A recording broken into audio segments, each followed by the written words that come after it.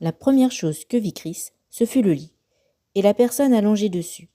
Hélène Cyril devait être d'une grande beauté, bien que, pour le moment, elle soit défigurée par ses souffrances ou ses soucis.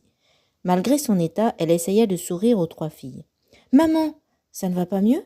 s'exclama Gigi en se jetant dans ses bras. « Comme tu vois, répondit-elle, d'une voix faible.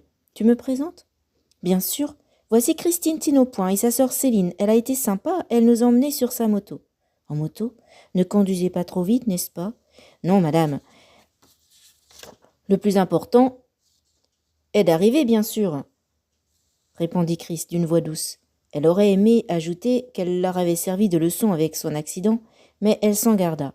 Céline, soucieuse de faire passer un bon moment à son entourage, s'enquit de la santé de madame Cyril. « Ça va déjà bien mieux depuis que vous êtes là. Que faites-vous dans la vie, mesdemoiselles ?» Et la conversation ainsi entamée se lança sur la vie du collège, du lycée et même de l'hôpital, sur lequel madame Cyril portait un jugement favorable. Sur ce, on s'avisa de l'heure et la trouvant avancée, on prit congé. Au moment de s'en aller, Gigi tira du sac en bandoulière où Céline avait placé le cadeau pour madame Dupont, une grande image qu'elle avait pris soin de ne pas abîmer.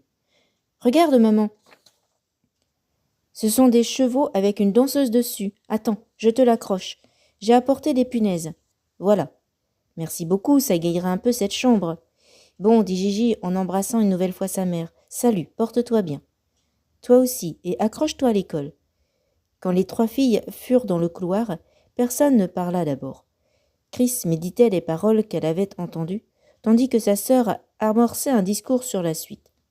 Elles passèrent chez madame Dupont, déposèrent le cadeau, discutèrent une demi-heure, puis repartirent vers le village de Gigi.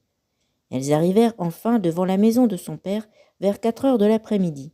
« Papa est parti à son boulot. Vous voulez rester un peu ? Pas plus tard que 5 heures, Sylvie. »« C'est gentil de ta part. Tu peux m'appeler Gigi, tu sais. Mais au fait, d'où vient ce surnom ? Demanda Chris. Ça ressemble vraiment peu à Sylvie. Oui, je sais, mais papa voulait m'appeler Ghislaine, avec un I, pas un Y. Et puis, je ne l'ai jamais dit à personne, mais j'ai fait l'autre nuit un rêve bien particulier. Oh, raconte, les rêves me passionnent, s'exclama Chris. Attendez, j'ai fait un compte-rendu le matin. C'était un mercredi. Laissant ses 2 invités assises sur le divan du salon, Gigi s'enquit de ses impressions. Elle revint quelques minutes ensuite, une feuille de papier à la main. Elle s'assit et lut. Mercredi 19 décembre. Cette nuit-là, j'ai fait un rêve fou. Du plus loin de ce que je me rappelle, je dormais sur le tapis devant la cheminée. C'était Noël, tout du moins le sapin était là, mais ce n'était pas ici, je ne sais pas où. Enfin bref, je ne vois pas... Je me vois, puis je sens que je fais un cauchemar qui est horrible, mais je ne sais pas lequel. À ce moment, je suis moi et j'entends de longs appels. Je me réveille lentement, je m'étire, je ne pense plus du tout au cauchemar. Ce qu'on m'appelle, Gigi, c'est le Père Noël. J'essaie de retranscrire l'ambiance de mon rêve. Il descend. En fait, il n'est pas là.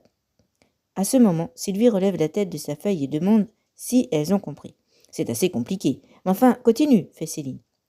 Je me retrouve seule dans le salon, à moitié debout, et j'entends encore qu'on m'appelle Gigi, de plus en plus vite, de plus en plus distinctement et de plus en plus fort.